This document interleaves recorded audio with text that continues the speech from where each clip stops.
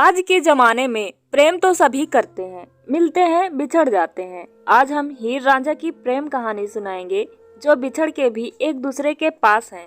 रांझा 4 भाई थे और यह चारों में से सबसे छोटे थे। चारों भाइयों में सबसे छोटा होने के कारण यह अपने पिता के सबसे ज्यादा प्रिय थे। इनके तीनों भाई अपने खेतों में कड़ी मेहनत करते थे और यह पिता के लाडले होने के कारण अपने भाइयों का कामों में हाथ न बटाकर हमेशा बांसुरी बजाया करते थे। इन्हीं कारणों की वजह से इनके भाई इनसे बहुत ही ज्यादा नफरत किया करते थे। जब रांझा की उम्र 12 वर्ष की थी तभी उनके सिर से उनके पिता का साया उठ गया और कुछ बातों को लेकर उनके साथ उनके भाइयों में विवाद हो गया। वह अपने भाइयों से अलग होकर एक पेड़ के नीचे बैठकर बांसुरी बजाया करता था और अपनी शहजादी के बारे में सोचता रहता। रांझा बचपन से ही बहुत ही आशिक मिजाज का था। उसे खूबसूरती से इतना लगाव था कि वह अपने मन में ही अपनी शहजादी की प्रतिमा स्थापित कर ली थी। एक बार वह पेड़ के नीचे बैठकर दुखी मन से अपने शहजादी के बारे में सोच रहा था।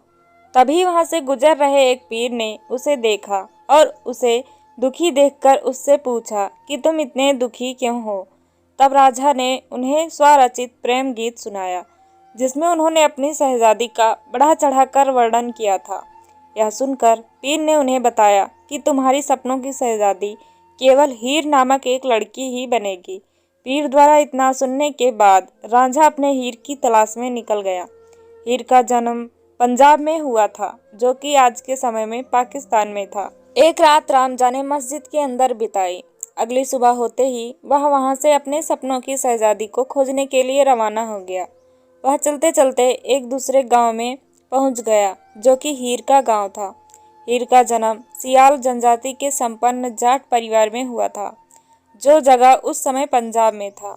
हीर को देखते ही रांझा समझ गया कि उसके सपनों की शहजादी वही लड़की है। हीर बहुत ही सख्त दिमाग की लड़की थी। एक रात कुछ ऐसा हुआ कि रांझा हीर की नाव में ही सो गया। यह देखकर हीर गुस्से से आग बबूला हो गई और जैसे ही उसने रांझा के सिर से कंबल हटाया वह उसे देखती ही रह गई क्योंकि रांझा बहुत ही हट्टा कट्टा और रूपवान था। तब रांझा ने उसे अपने सपने की बात बताई। हीर रांझा पर फिदा हो गई और उसे अपने घर ले गई। वहां पर उसने रांझा को नौकरी पर रखवा दिया। हीर के पिता ने रांझा को मवेशियों को चराने का कार्य सौंप दिया।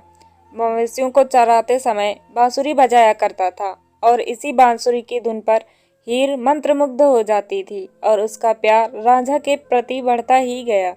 वे दोनों एक दूसरे से कई सालों तक गुप्त जगह पर मिलते रहे, परंतु वीर के चाचा को इस बात के कहीं से भनक लग गई और उन्होंने उनके पिता चूचक और माता मालकी को बता दिया। बात का पता चलते ही हीर के माता पिता ने रांझा को नौकरी से निकाल दिया और उन्हें दोनों को मिलने पर रोक लगा दिया।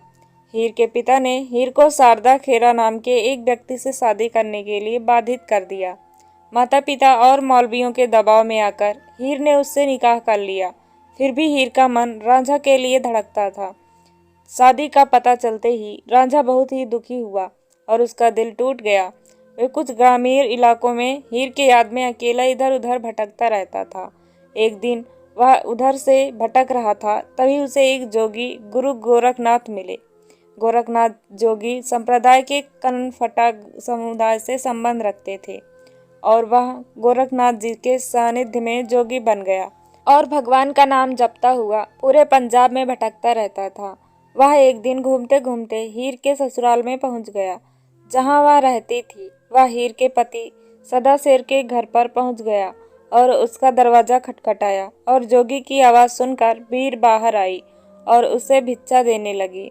भिक्षा देते वक्त दोनों एक दूसरे को देखते ही रह गए। रांझा फकीर बनकर प्रतिदिन वहां आता और हीर से भिक्षा लेता।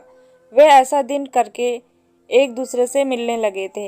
एक दिन वे जब भिक्षा ले रहा था तभी उन दोनों को हीर की भाभी ने देख लिया और रांझा को टोका। भाभी के टोकने पर रांझा गांव के बाहर चला गया। अब लोग उसे फकीर मानकर पूजने लगे थे। जब वे दोनों जुदा हो गए तब हीर की तबीयत रांझे की जुदाई से बहुत ही बिगड़ गई।